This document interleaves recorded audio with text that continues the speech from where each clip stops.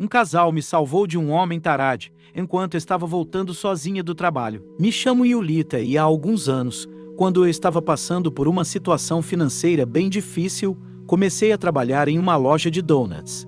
Eu morava em um complexo de apartamentos ali pertinho. Então, fazia todo o sentido trabalhar lá, pois a distância era bem curta, apenas alguns minutos de caminhada, o que não era problema para mim, já que eu mal conseguiria pagar pela gasolina. Apesar de ter que lidar com alguns clientes mal educados de vez em quando, o trabalho era relativamente tranquilo. Na maior parte do tempo, no entanto, uma noite passei por uma experiência completamente aterrorizante. Normalmente, eu trabalhava no turno da noite.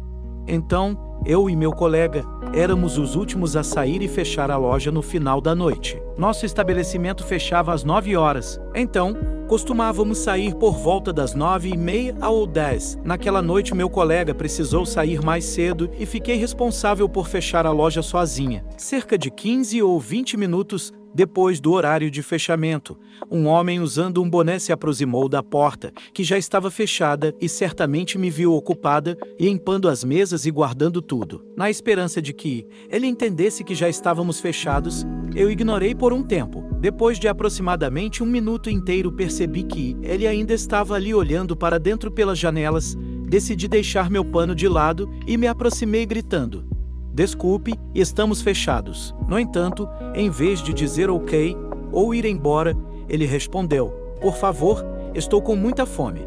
Fiquei com pena do rapaz, presumindo que ele provavelmente era um morador de rua, mas meu chefe era bem rígido e eu poderia ser demitido se servisse qualquer pessoa depois do horário de fechamento. Ainda assim, trabalhei o suficiente naquela loja para saber que eles desperdiçavam muitos donuts e sanduíches todas as noites. Costumávamos jogar fora um saco de lixo cheio de alimentos perfeitamente bons.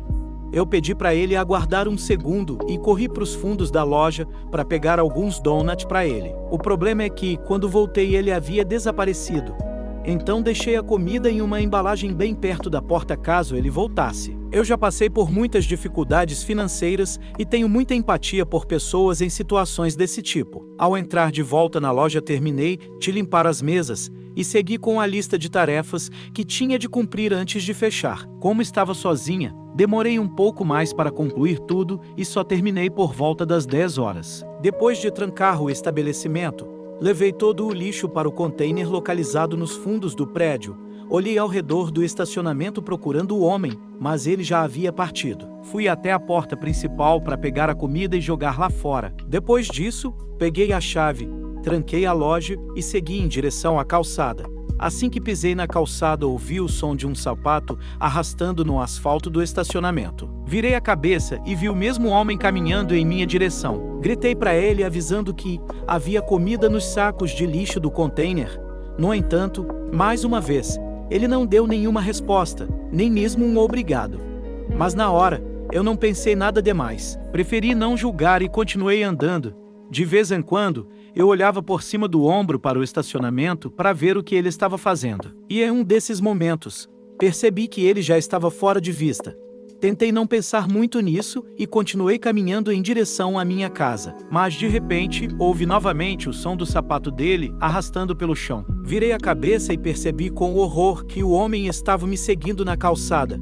Comecei a ficar preocupada, principalmente porque ele não tinha ido pegar a comida que eu ofereci e agora estava me seguindo direto para casa.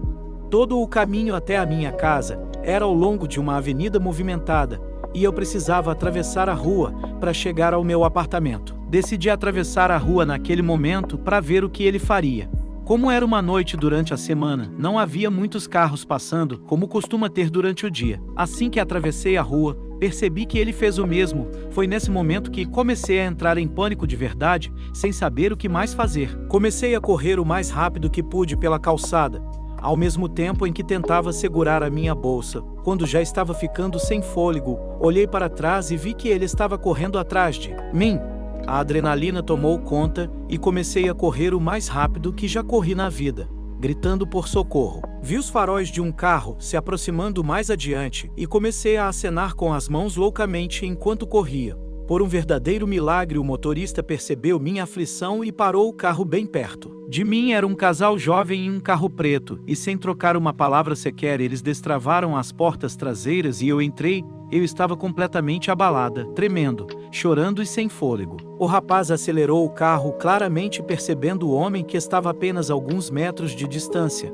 O casal perguntou se eu conhecia o homem, mas só consegui balançar a cabeça negativamente. A moça pegou o celular dela e ligou para a polícia. Depois de explicar que eles tinham acabado de ajudar uma pessoa que estava sendo perseguida, ela me passou o telefone e eu relatei o que tinha acabado de acontecer. Mal conseguindo formar as frases, em vez de irmos direto para minha casa, o casal decidiu fazer um pequeno desvio e entrar no meu condomínio pela entrada dos fundos apenas para evitar que o homem nos visse novamente. Eles foram extremamente gentis e esperaram comigo no estacionamento até a chegada da polícia.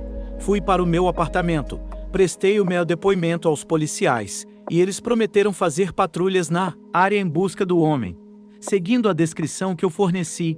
Infelizmente nada resultou disso, e eu nem mesmo pude agradecer ao casal ou saber os seus nomes. Se aquele casal não tivesse parado e me ajudado, não faço ideia do que teria acontecido. Sou extremamente grata e tive muita sorte. Desde aquela noite, nunca mais vi aquele homem. E tenho ido e voltado de carro para o trabalho todas as noites desde então só para garantir